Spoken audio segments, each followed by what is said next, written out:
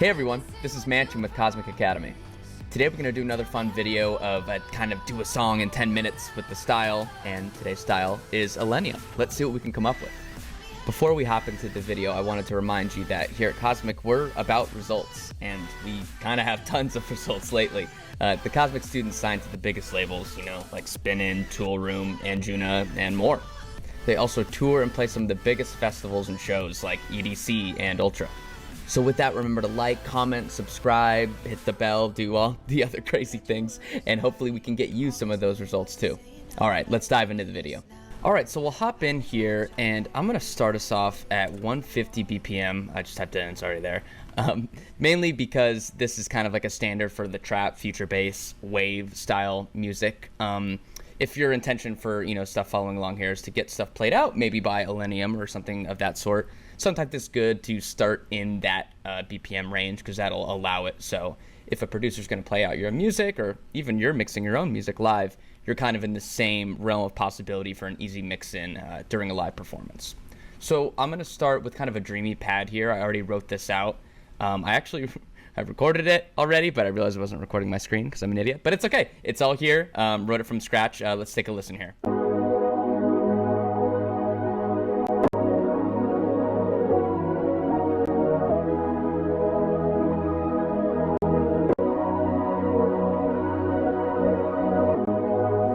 Pretty.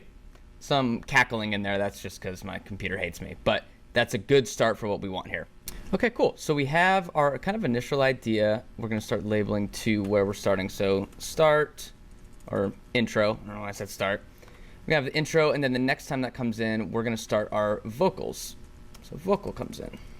I'm going to do a little lyric writing real quick and see what I can come up with, just to kind of capture something that maybe Illenium might sing with, or for, he works with singers. So in this situation, I'm singing, but hey, I think you can too. Just auto-tune is a wonderful thing. I don't claim to be a singer. It's more of a vocalist style thing. Just try to get close and see what happens. One kind of organization tip I can give you along the way is if you have lyric ideas that you think of, like you're joking with a friend or something, write those down. That may seem like a simple tip, but some of the songs that have worked the best for me, I was thinking on the road, I was driving or something like that. Record it in your voice memos, write something down if you're not driving. This will give you like a bank of all your own original ideas, and something that's nice when I'm in the kind of vocal phase. I don't really have to think about the lyrics as much in that moment because I can start kind of grabbing from things I've already originally created. So your own splice of your own lyrics, I guess. So I'm going to try something out here, just see what works. So you can kind of see right off the bat, not the greatest of singers, but that's okay. Just getting close enough to the notes can kind of give you the idea. I guess at least, even if you're working with a vocalist, you can be like, hey, this is kind of how I want it to be, and then they can make it nice and pretty. But here is kind of showcasing how to make your voice work for what you're trying to do. Just a little auto-tune action, make sure it's in the correct key. If you don't know the correct key, just kind of work around until you know it sounds good for your ear. Right here we have some low cutting as well. So now my favorite part in the vocals, we're going to add the OTT. It's the bread and butter, it's the crispiness, it really is everything. I guess for my voice, that's definitely what fixes kind of up the lacking in presence.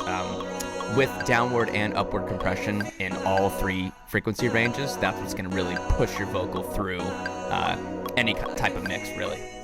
Okay, so I built out a little break arrangement here, just added some impacts from a pack that I have, Vengeance. So let's hear what we got to start here and then start formulating some drop ideas.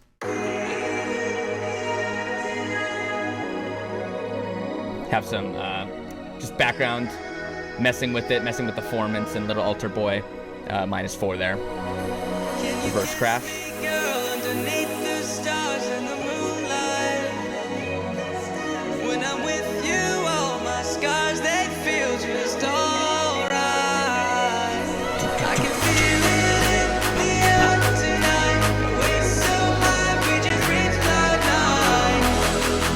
Have the lower guy there, just rising up. All right, it's a good start, right? Okay, I think this is a perfect skeleton for what we want all that stuff to be. I was singing just some higher notes here. We can solo each thing. All I was doing.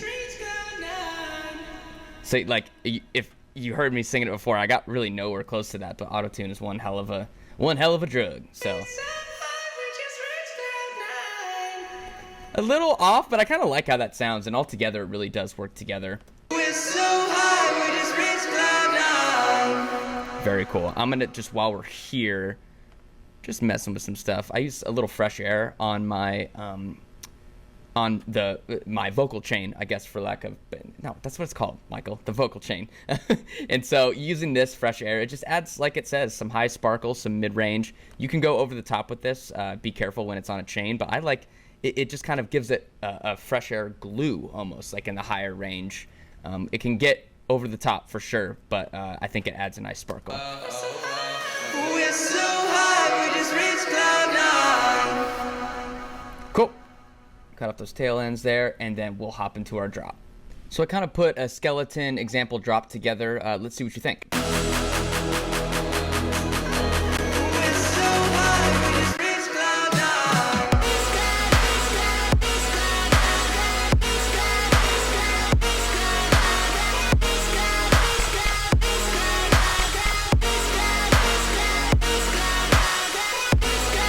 Cool, sweet. I think that's, you know, there's a lot of saturation we can still put in, and we'll do some stuff along the way here, but I just want to highlight kind of the layers of synths we're using here.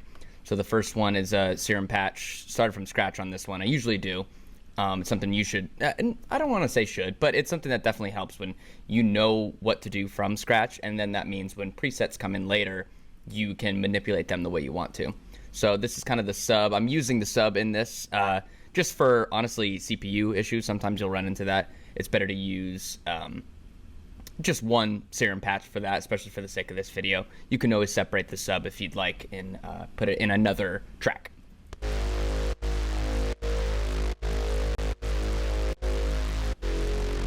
So we got some linear, I just know it as linfold, linear fold kind of saturation. You can see what it's doing. It's really distorting the integrity of it in a good way. I like it like that, but you can kind of see just the slightest of change. You get totally different results, and you can find something that you like, but I know within that 10 to 20% range, like every percentage is like a different sort of timbre, if you will. So something to check out for the low end, for sure.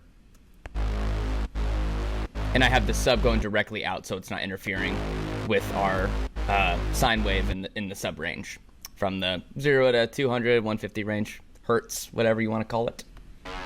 So we have that layered with like another low mid sort of grinder, if you will. Let's check it out.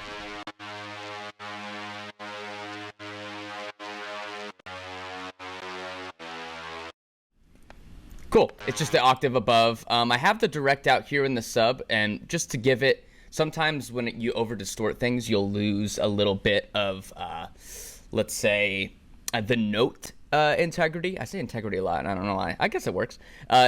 Like hearing of the actual note that's being played, if you over distort something, that becomes like, you can even put a tuner on it. It's like, what is happening right here? It becomes way too saturated.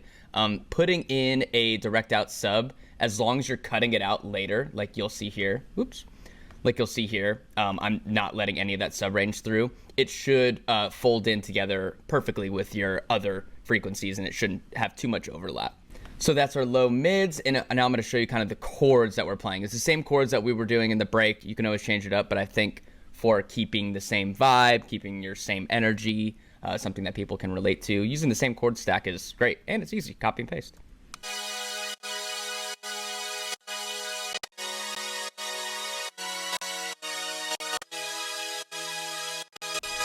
My CPU's cutting out a little bit, but you get the idea. Some high sparkle stuff. Let's check it out here. Same sort of saw waves, a little bit of hum to keep it sparkly up top. You can use bright noise, do all that kind of stuff. Be careful with that, though. You can see I actually cut off kind of towards the top in the crazy high frequency ranges, because that's going to be probably where our cymbals and other stuff that we add later will sit. But using some dimension expansion, kind of putting this, like, spreading it to the sides a little bit is something really cool when you're making these chord stacks. So altogether, it'll sound like this with your stack.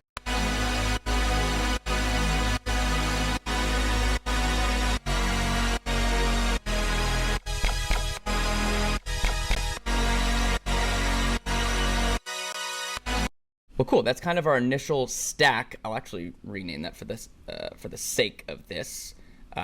Chord bass stack, question mark? Can you even put question marks? Oh, cool. I didn't even know that. So after further experimenting, that kick on the downbeat every time wasn't really doing it for me for this style, so we went with a little different style. Let's see what you guys think.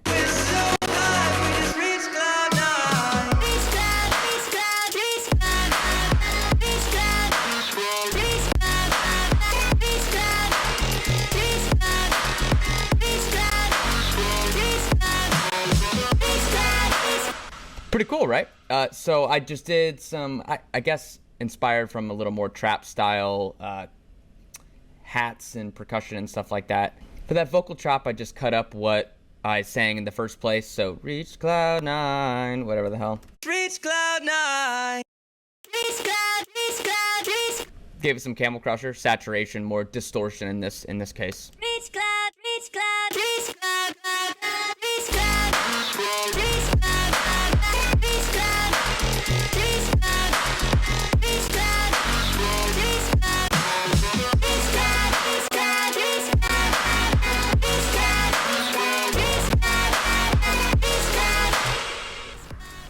Okay, pretty sweet. I think the vocal really fit in well with what we're trying to do in the drop. Thank you so much for watching. Again, I'm Manchin from Cosmic Academy, and we will see you in the next one.